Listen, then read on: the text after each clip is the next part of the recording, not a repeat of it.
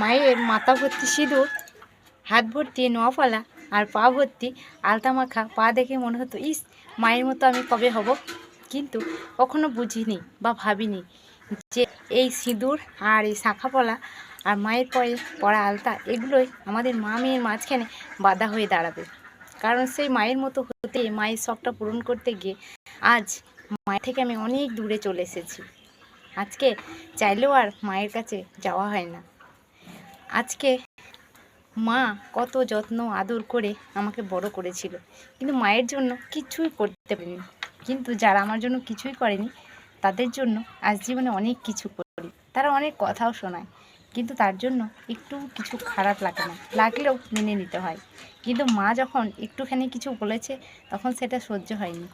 কখনো ভাবিনি যে বিয়ের পর মায়ের কথাগুলো সত্যি হবে। মা বলতো যখন শ্বশুরবাড়ি চলে যাবি তখন আমার কথাগুলো ভাববি আর দেখবি আমার কথাগুলোই মনে হবে মা ঠিকই বলেছিল। সত্যি মা তুমি ঠিকই বলেছিলে।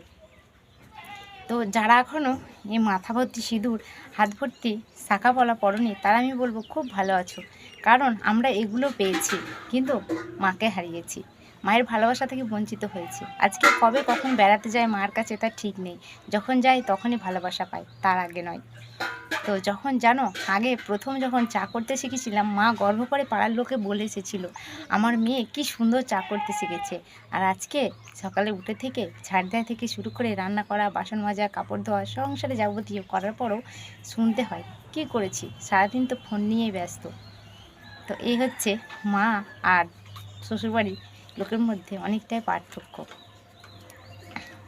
তো কখনো ভাবিনি সত্যি যে মায়ের থেকে ভালোবাসাগুলো হারিয়ে ফেলতে হবে বা মায়ের ভালোবাসাগুলো হারিয়ে যাবে এই শাঁখা সিঁদুরের আড়ালে। তো মায়ের ভালোবাসা কতটা খাঁটি আর কতটা দামি সেটা মেয়েরাই বেশি বোঝে, কারণ মায়ের ভালোবাসা রেখে মেয়েরাই চলে আসে।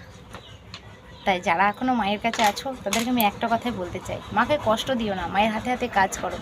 মাকে বোঝাও যে তুমি মায়ের মেয়ে, তুমি মায়ের কষ্টটা বোঝো।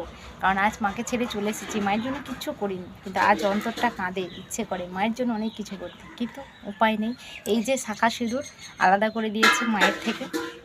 তো যারা এখনও আলাদা হওনি তারা মাকে অনেক অনেক অনেক ভালোবাসা দিও। আমার এই ভিডিওটি যদি ভালো লাগে অবশ্যই একটা ভালোবাসার রিয়াকশন দিও। ধন্যবাদ।